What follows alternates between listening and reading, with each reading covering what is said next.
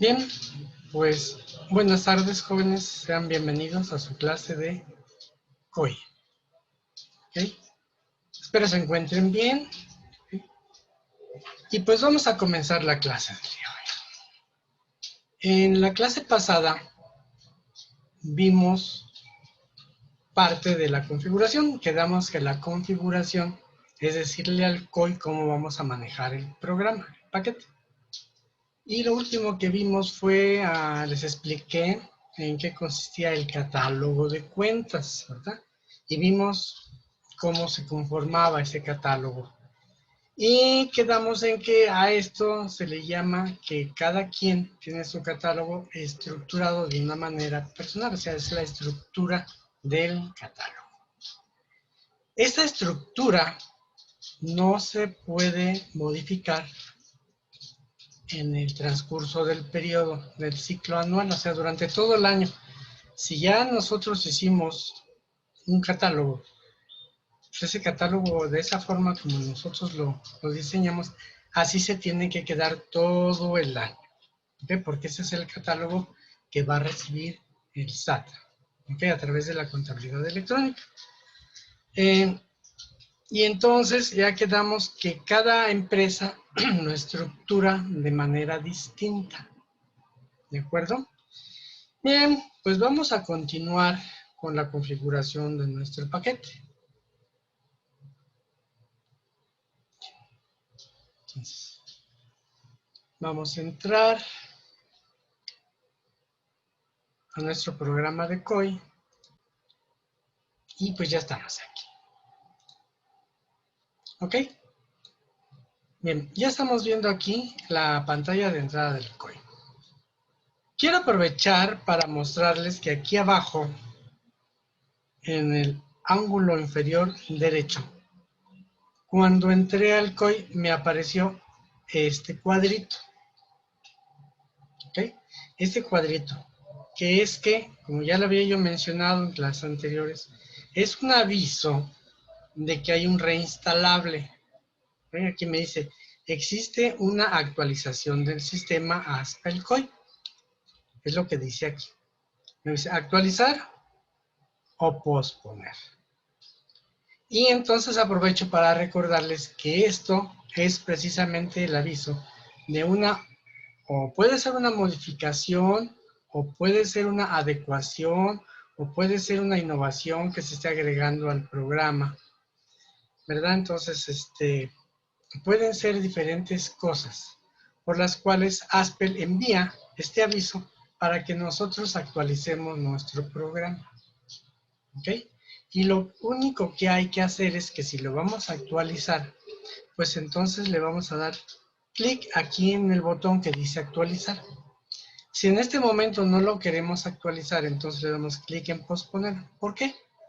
Porque es un proceso, un procedimiento automático que va a hacer la máquina y que se puede tardar varios minutos, ¿ok? Si le vamos a dar clic en actualizar, vamos a darle clic para que vean ustedes qué sucede, ¿ok? Actualizar, me mandó un mensaje acá, donde me está pidiendo permiso, que esto es opcional.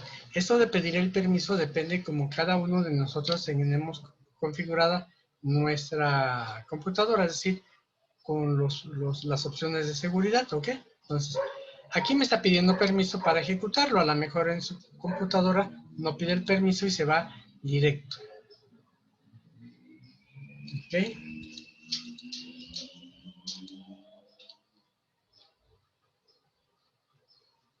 Bien, si se va directo, entonces les tiene que aparecer esta ventana. En esa ventanita, aquí en la parte de arriba dice servicio de actualización en línea. Y entonces aquí les va a aparecer listados todos los programas que ustedes ya tienen instalados de la línea Aspel en su computadora. Aquí arriba lo dice, miren, instalados. ¿Ok? Y entonces, aquí el chiste son los botones que están de este lado, los cuales pues nos indican, ¿no? El verde dice que hay que actualizarlo y el gris dice que hay que abrir, lo cual significa que estos sistemas están al último reinstalable. Y al lado izquierdo vemos aquí como nos dice, ¿no? Que de mi sistema COI, de la versión 9, ¿ok? Estoy en el reinstalable 5 y me da la fecha en que se hizo esta actualización. Al darle clic aquí en instalar, el sistema lo que va a hacer es, se va a conectar en forma automática al servidor de Aspen, va a buscar el último reinstalable que está disponible ahí y lo va a empezar a descargar en la computadora. Cuando termine de descargarlo, nos va a mandar un aviso que dice, ya terminé de descargarlo, ¿quieres actualizar el programa? Y le decimos que sí, y entonces igual, lo hace en forma automática y finalmente nos avisa que ya terminó. Y entonces aquí ya nos dirá cuál es el último reinstalable que llegó, ¿ok? Porque el hecho de que estemos aquí en el 5 y que me diga que hay que actualizar, no significa que tengo que meter el 6 si ya está el 8, por ejemplo, ¿no? No. Cuando le damos a actualizar, el sistema lo que hace es ponerme mi programa al último reinstalable. Si me faltaron 1 o 2 ceros que sean, no importa, eso se los brinca, por así decirlo, y mete el último. El último reinstalable siempre contiene la información de todos los anteriores. Ok, bueno. En este momento no voy a hacer la actualización porque, repito, pues esto se llevaría tiempo, que es el tiempo que necesitamos para nuestra clase. Ok, entonces vamos a cancelarlo, nos salimos de aquí y pues regresamos a nuestro sistema. Ok, bien. Entonces vamos a entrar a nuestro COI. Ok. En este caso se fue directo al periodo que yo estaba trabajando, ya no me presentó la ventana del administrador de periodos, donde yo puedo escoger el periodo en el cual quiero trabajar. ¿Ok? Entonces se fue directo al que estaba yo trabajando. Y estábamos hablando de la configuración en los parámetros del sistema. Entonces, para esto, primero hay que cerrar cualquier ventana que esté abierta. Salimos.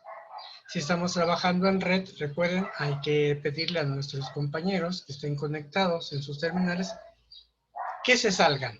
¿Okay? No es conveniente, el sistema no lo permite, actualizar los parámetros o mover los parámetros del sistema, configurarlos, ¿okay? Significa acomodarlos para trabajar.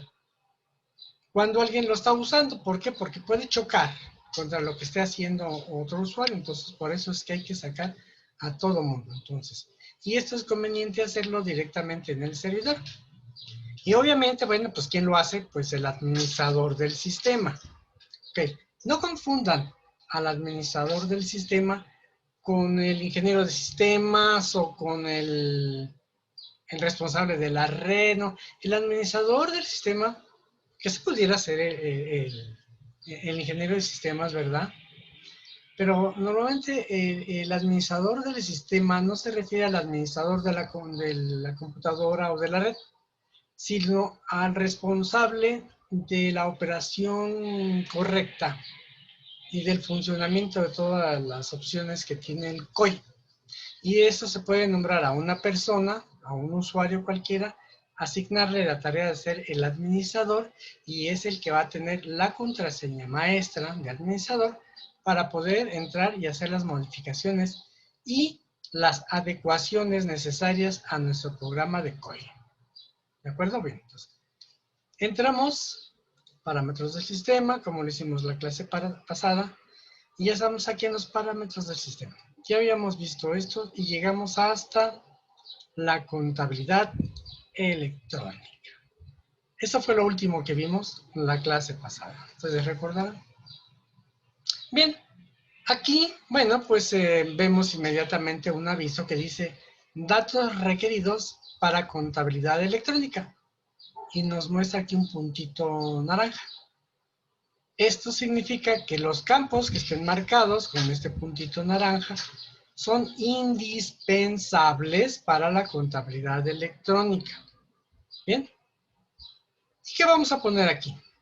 Bueno, aquí vamos a poner, como nos indica aquí a la izquierda, un título que dice el certificado. ¿Cuál certificado? Aquí tenemos que indicarle al COI en dónde se encuentra el certificado del sello digital. ¿Ok? ¿ok? Ojo, el certificado del sello digital. ¿Y qué cosa es el sello digital? Bueno, pues es algo que ustedes van a tener que investigar en el internet, pero yo se los voy a mencionar ahorita. Esta información que vamos a poner aquí, como está indicado en este mensaje, es necesario para hacer la contabilidad electrónica, ¿ok? Para ese fin, nosotros necesitamos, como causantes, pues estar obviamente dados de alta en el padrón del SAT, ¿no? Como causantes. Es decir, necesitamos tener nuestro registro, nuestro RFC. Con ese RFC, nosotros vamos a obtener algo que se llama fiel. La fiel. ¿Y qué cosa es la fiel? La fiel es la firma electrónica. ¿Ok? Por eso se llama fiel, firma electrónica. Esa firma electrónica es lo que nos ampara como que ya estamos dados de alta dentro del SAT. Y el SAT nos va a entregar unos archivos que hay que descargar del SAT. Bueno, de hecho, todos estos trámites se tienen que ir a hacer directamente a las oficinas del SAT.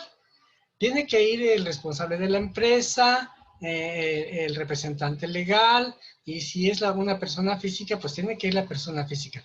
No puede ir cualquier otra persona que no sea el responsable, o en el caso de las empresas de SA, pues es una empresa moral, es una persona moral, entonces tiene que ir el representante, ¿ok? Y allí, pues les van a tomar las huellas digitales, la huella del iris de los ojos y un montón de datos y todo. Y allí nos van a solicitar que llevemos una memoria USB. En esa memoria USB nos van a entregar los archivos correspondientes de la fiel, o sea que vamos a obtener nuestra firma electrónica, que es la que vamos a utilizar para entrar al buzón del SAT, para entrar a las páginas del SAT y todo esto, ¿ok? Nuestro registro. Pero esa es la firma electrónica. Ojo, no hay que confundirla con el certificado digital. ¿Ok? El certificado del sello digital se tiene que tramitar posteriormente al registro o al momento de darnos de alta como causantes en el SAT. Una vez que ya obtuvimos nuestra fiel, ya estamos, bueno, yo ya soy un ciudadano cumplido, ya me tienen en la lista, ¿verdad? En el SAT, ¿verdad? Pero si ustedes van a hacer operaciones de compraventa, de meterse en cuestiones de echar a andar su empresa, ¿ok? Pues a lo mejor necesitan facturar, ¿ok? Para eso es que se requiere el certificado del sello digital. Y con la fiel, con esa fiel es como uno entra a las páginas del SAT, ajá, y se hace el trámite. Ese trámite se puede hacer por internet, ¿ok? Con la fiel, que es un archivito, ajá. Bueno, de hecho son los archivos, ¿no? La terminación del archivo es lo que importa. Un archivo que trae unos números y el RFC de cada uno de nosotros tiene terminación .cer, .cer. Ese archivo, ese es el certificado. Y nos dan otro archivo, aparte hay otros archivitos, pero los importantes son estos dos. El .cer, que es el certificado, y otro que es el .key, K-E-Y. Ese archivo, .key, es el de la llave privada. ¿Ok? Entonces, esos archivos hay que ponerlos en nuestra computadora y venir ¿cómo se llama? En la computadora meternos a la página del SAT y a través de esos archivos es la llave para poder entrar y solicitar el proceso y la generación del certificado. Cuando ya se obtiene el certificado, curiosamente el SAT también nos entrega otros archivitos, ¿ok? Electrónicos, que curiosamente tienen también la misma terminación. Hay un archivo que empieza con la letra CSD, para indicarnos que es el certificado del sello digital. Traen el RFC para identificarlos. Y la extensión de ese archivo es .cer. Y tenemos otro que tiene puros numeritos, y creo que también lleva la letra CSD, y que la extensión también es .key. Entonces de aquí viene la confusión con muchos usuarios, porque los archivos, pues al verlos así, es difícil determinar, a menos que nos fijemos bien y veamos cuáles empiezan con la letra CSD. Si empieza con la letra CSD, entonces son del certificado. Si no, entonces son de la fiel. Y muchos usuarios, al confundirse, ponen el certificado y ponen la llave de la fiel. ¿Sí? Ese no vale. El que hay que poner es el del certificado digital, el sello del certificado digital. El archivo que se usa para emitir los FDIs. Con esos archivos, el certificado son los que nosotros utilizamos para timbrar las facturas cuando vendemos. Son los que utilizamos para timbrar los recibos de nóminas, si tenemos nóminas y empleados. ¿Ok? Ese sello digital es el que utilizamos para todos los movimientos del CFDI de cualquier tipo que necesitemos. Esa es la información que se toma de esos archivitos y que tiene que recibir el SAT. Entonces aquí lo que hay que colocar es precisamente esos archivos, los del sello digital, ¿ok? Y su contraseña. Para colocarlos, bueno, pues se ponen en el servidor dentro de la carpeta de la Dacasper, ¿sí? Ya les expliqué que la Dacasper es la carpeta donde se instalan todos los programas de Asper. Entonces, si estamos trabajando en una sola máquina, no importa dónde lo pongan. Lo pueden poner incluso en el escritorio, en la carpeta de documentos, donde ustedes quieran, porque es una sola computadora y no va a haber problema para localizarlos. Pero si estamos trabajando en red, entonces la cosa cambia. No debemos poner estos archivos en la carpeta del escritorio del servidor, porque las demás terminales no tienen acceso a esa carpeta, a menos que se pusieran ustedes a mover la seguridad del servidor y darle permiso a todos los usuarios de meterse a la carpeta del escritorio, lo cual no es nada conveniente.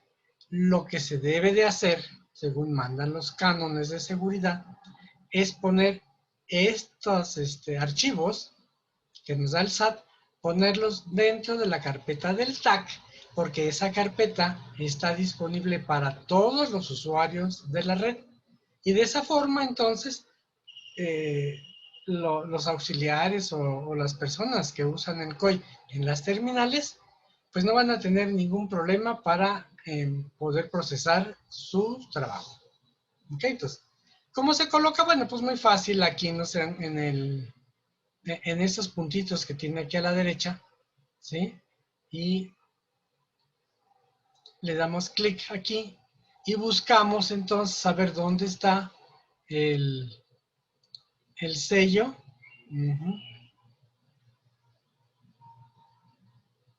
Y pues una vez que lo localicen, pues entonces déjenme ver si tenemos por aquí algún sello, aunque sea de prueba.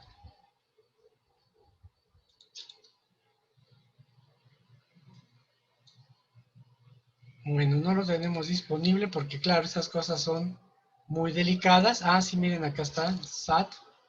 Y aquí está, pero esta es la fiel, es lo que les comentaba, es la fiel. Miren, aquí dice fiel y no empieza con las letras CSD, entonces esto no nos sirve, ¿ok? Pero entonces es algo parecido a esto que tenemos aquí, que dice archivo.cer. ¿De acuerdo? Bien, entonces, una vez que lo vamos a ponerle aquí a ver qué nos dice el sistema. Vamos a poner el de la fiel. ¿Ok? Y luego aquí viene, aquí es donde luego la puerca tuerce el rabo. La contraseña. La contraseña no viene escrita en ninguna parte. El SAT no nos da ningún archivo con la contraseña. Esta contraseña se crea y se genera cuando estamos haciendo los procesos dentro del SAT. Hay una contraseña para la FIEL y la otra contraseña para el certificado. La mayoría de las veces puede ser la misma contraseña, no hay ningún impedimento, no hay ningún problema en que sea la misma contraseña. El caso es que esa contraseña se la tiene que inventar el causante cuando está gestionando este trámite. En ese momento se la inventa, ¿ok? Y entonces ya es responsabilidad del causante tomar nota de esa contraseña, pues para que no se les olvide. ¿Por qué? Porque si aquí no ponemos la contraseña correcta, entonces no va a poder abrir, es decir, no se van a poder leer los dos archivos de arriba y no va a poder extraer la información que va a ir pegada al archivo que se manda a Hacienda. Entonces, es muy importante entonces conocer la contraseña. ¿De acuerdo? Bien. Obviamente aquí todo eso nada más es un ejemplo, no vamos a manejar aquí ningunos archivos y todo, pues por razones de, primero de seguridad y segundo, pues porque este programa no me va a permitir a mí hacer absolutamente nada de este tipo. ¿Ok? Bueno, una vez que ustedes ya tienen aquí la contraseña, bueno, la máquina les va a permitir avanzar, porque si mientras no esté la contraseña y ustedes le digan que ya, ¿ok? Nos manda el mensaje que la contraseña está vacía o en su defecto que la contraseña no es correcta y que no pudo abrir los archivos, ¿ok? Aquí en la parte de abajo nos muestra la vigencia del certificado. Eso es muy bueno y muy importante. ¿Para qué? Para que nosotros podamos estar al tanto del vencimiento de este permiso, vamos a decir así, de estos archivos. Estos archivos tienen vigencia. Como ustedes pueden observar, esta aquí, esa ya caducó. ¿Okay? Era de mayo del 16 hasta mayo de 2020. Entonces, si la vigencia de mis archivos ya está caducada, el sistema tampoco nos va a permitir hacer el procedimiento, el proceso electrónico de la factura electrónica. Entonces, estas fechas que pues nosotros vamos a mirar aquí sirven para que estemos enterados si el archivo que estamos colocando sirve o no sirve. ¿De acuerdo? Bien, entonces, vamos a cancelar este. Vamos a volver a entrar para que nos quite la información que pusimos allí. Bueno, entonces, esto fue en cuanto a la contabilidad electrónica. Posteriormente les voy a explicar cómo se hace lo de la contabilidad electrónica, en qué consiste, etc. Dentro de la configuración tenemos aquí esto que se llama un buzón contable. ¿Qué es el buzón contable? Miren, Aspel de México tiene sus servidores y Aspel decidió crear o generar un lugar en sus servidores para cada uno de los usuarios de los programas del COI. Y a eso se le llama buzón contable en el espacio de Aspel. ¿Ok? Y entonces, ¿qué es esto? Hagan de cuenta que es como una especie de apartado postal. ¿Ok? Es una parte, una sección, un lugar destinado exclusivamente para cada uno de los usuarios de un COI. Entonces, cada COI tiene derecho a tener un espacio gratuito, que es muy pequeñito, pero también se pueden contratar más grandes, hay de diferentes tamaños. ¿Y esto para qué sirve? Bueno, miren, el buzón contable es algo así como, imagínense ustedes una memoria USB, ¿ok? Y sirve para guardar la información. Básicamente esto está pensado para aquellos usuarios del COI que tienen el programa en un lugar y la información está en otra. Entonces es para ahorrarnos el problema de que necesitamos traer la información que está en otro lugar fuera del servidor y pues no llevamos memoria USB o si la llevamos pues ya no cabe, ya está llena y entonces ahora ¿cómo le hacemos? Pues es que yo necesito llevarme los XML al COI para generar las pólizas, ¿sí? Necesito hacer un respaldo de la contabilidad, pero no tengo en dónde hacerlo. Necesito un lugar para guardar determinados archivos, pero pues no tengo dónde hacerlo. La solución a ese problema es precisamente el espacio. ¿Ok? Entonces, algunos programas de Haspel tienen acceso a ese espacio, que es como un dispositivo externo que está en la nube y que nos sirve para depositar archivos, datos, información desde una máquina. Y después ir a otra máquina y bajarla, descargarla. Entonces la intención primaria, porque así lo hace el buzón contable, es poder guardar allí, por ejemplo, todos los XML y después bajarlos, descargarlos directamente a mi COI y que se conviertan en pólizas. Entonces esto le da una facilidad tremenda a los contadores para ahorrarse chamba. Imagínense, el contador va a las oficinas del cliente, sube todos los XML que va a procesar, luego llega a su oficina, los descarga y se convierten en pólizas. Entonces, esa es la intención del buzón contable. Pero ojo, no hay que confundir el concepto de buzón contable del SAT con el buzón contable de Haspel. ¿Qué quiero decir? Quiero decir que recordemos que en el SAT todos nosotros los causantes tenemos un buzón contable por parte del SAT. Es una situación que el SAT implementó, donde en ese buzón nos deja a todos nosotros los causantes, nos deja mensajes, avisos, información, que nosotros tenemos que entrar allí para ver si tenemos algún mensaje o alguna situación específica con el SAT. Y además también ahí está nuestra información contable. Si nosotros necesitamos o queremos ver, checar, validar las facturas que hemos nosotros emitido o las facturas, bueno, vamos a cambiar el concepto, ¿no? De facturas. Los FDIs que nosotros hemos emitido. Y si también quiero ver el CFDI que nos han a nosotros emitido, o sea, proveedores que nos han emitido CFDIs, todo eso lo encontramos en nuestro buzón contable. O sea, el buzón contable del SAT, digamos que es el espacio reservado exclusivamente para cada uno de nosotros como, ¿cómo se llama? Como causantes del SAT. Cada causante, cada RFC tiene un buzón contable. ¿Okay? En ese buzón contable, por ejemplo, les platico, en el proceso de la facturación, cuando una factura se cancela, hoy en día las facturas para cancelarlas no nada más ahí ya cancélala ya como antes, ¿no? Hace muchos años, antes de la facturación electrónica, cuando las facturas eran de papel, pues nomás le ponían una raya, le escribían la palabra cancelado y lo archivaban y lista, la factura ya estaba cancelada. Y en las computadoras se marcaba como cancelada para que hiciera el proceso correspondiente a una cancelación. Hoy en día cancelar una factura no es tan simple así nada más como que ya la cancelé como antes.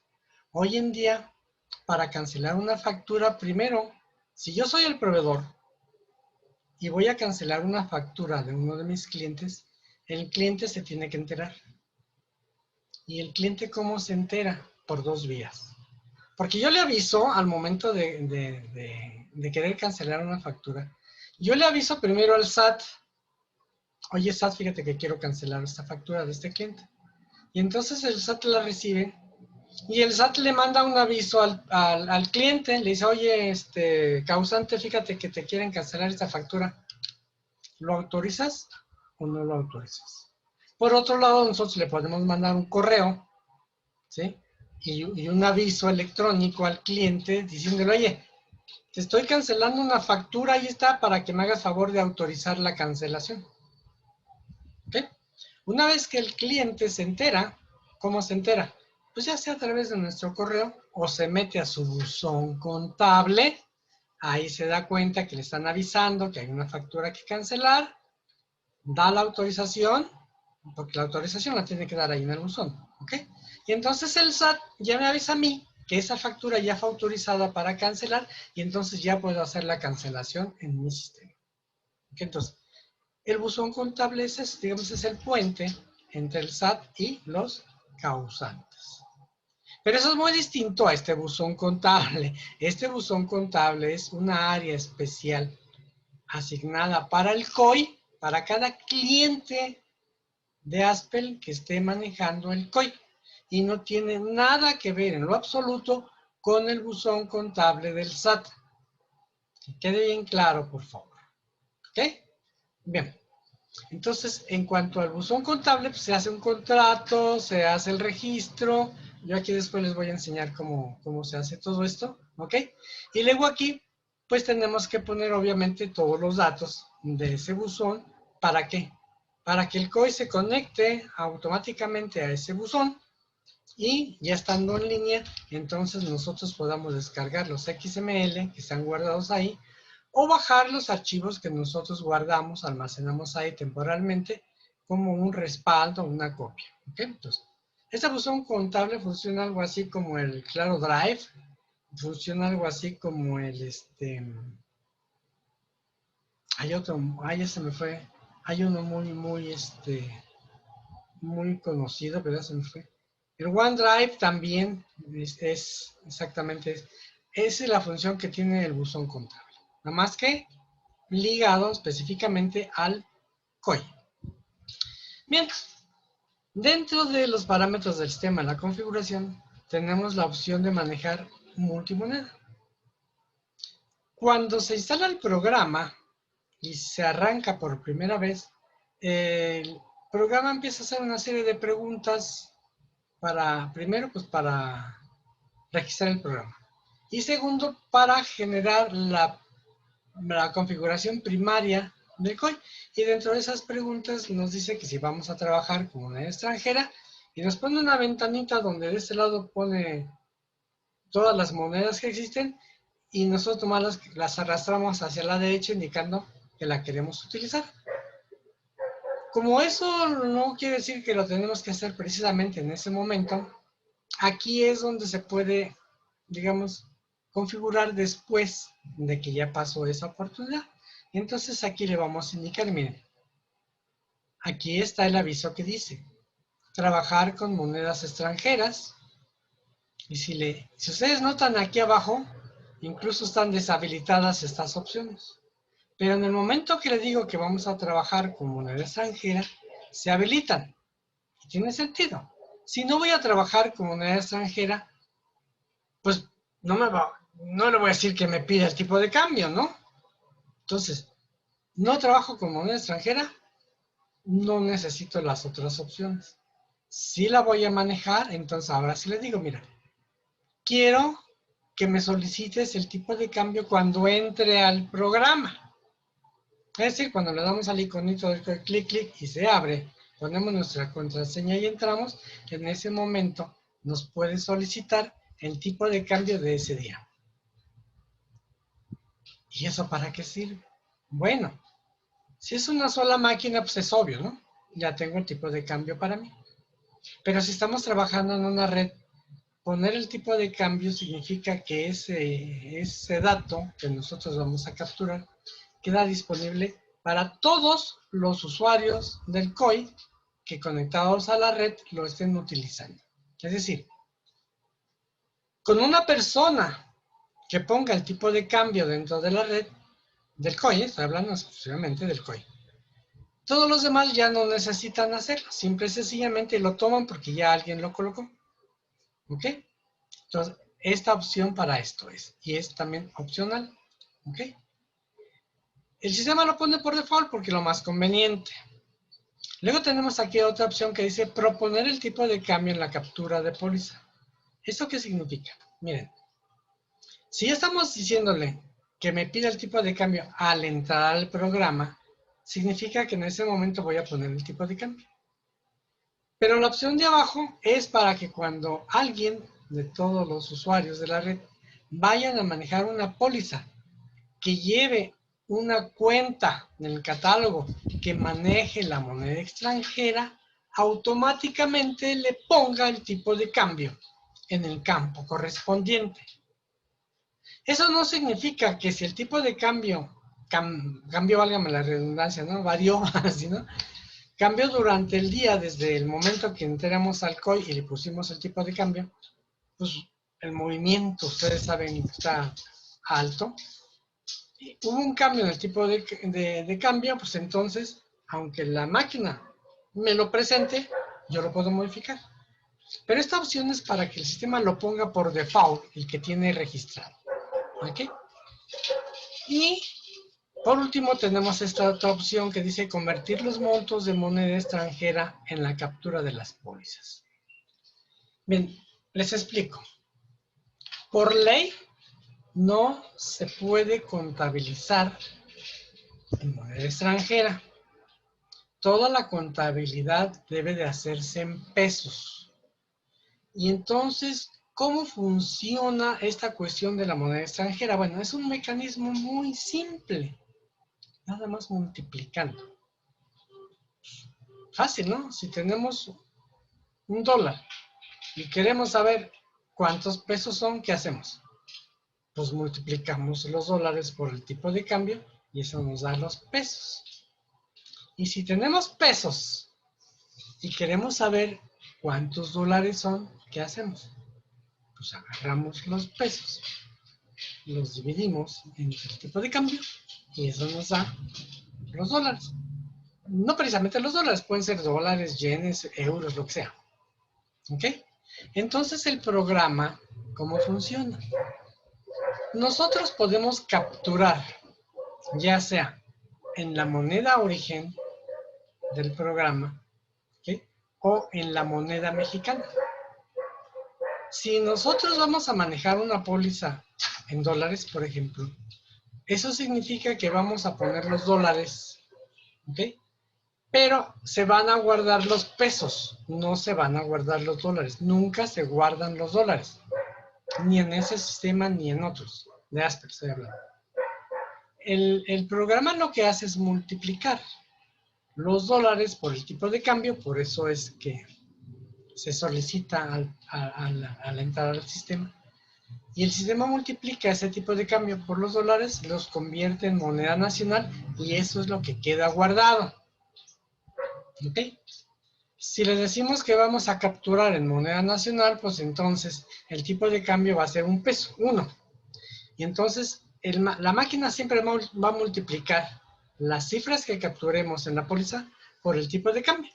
Si el tipo de cambio es 1, significa que son pesos, y entonces si capturo 50 por 1 son 50, entonces me quedan de todas formas los 50 pesos. ¿Sí me explico? Entonces, toda la información queda guardada en moneda nacional, en pesos.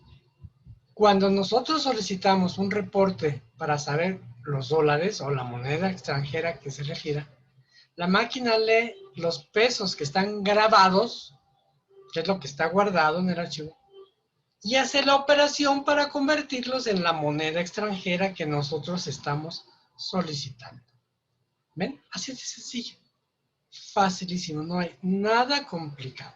Nada más hay que fijarse si vamos a capturar moneda extranjera o vamos a capturar moneda nacional. ¿Ok? Y que el tipo de cambio cuando es moneda nacional debe ser siempre 1. Y cuando es una moneda extranjera, pues será el tipo de cambio que obtendremos de algún lugar. ¿Ok? Entonces, estas son las opciones que se configuran por empresa, referentes a la moneda, multimoneda. Por último, tenemos aquí una que dice aplicaciones asociadas. ¿Ok?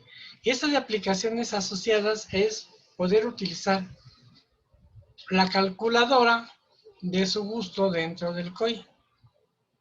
Ustedes saben que Windows tiene una calculadora integrada. Bien, si quieren utilizar esa, entonces hay que darle clic aquí, meterse a la carpeta de Windows, buscar la carpeta de System32 y buscar el programa de calculadora, el CAC. Y con esa calculadora, cuando nosotros vayamos a solicitar dentro del COI que queremos hacer operaciones aritméticas y que necesitamos una calculadora, el COI nos va a poner la calculadora de Windows. Pero existen en el mercado, en varios lugares donde se obtienen programas bonitos, así todo eso, pues calculadoras distintas, ¿no? Entonces, hay calculadoras con monitos, calculadoras científicas, calculadoras con muchas funciones, etcétera. Y si es el gusto del usuario tener una de esas calculadoras gratuitas que hay en el internet, pues entonces hay que decírselo aquí al COI. Si no le ponemos nada, el COI trae integrada su propia calculadora, ¿sí? Entonces, por eso no tiene nada. Como editor de texto, nos pone aquí el bloc de notas, que el bloc de notas también viene implícito e integrado en el Windows. Y por último, la hoja de cálculo.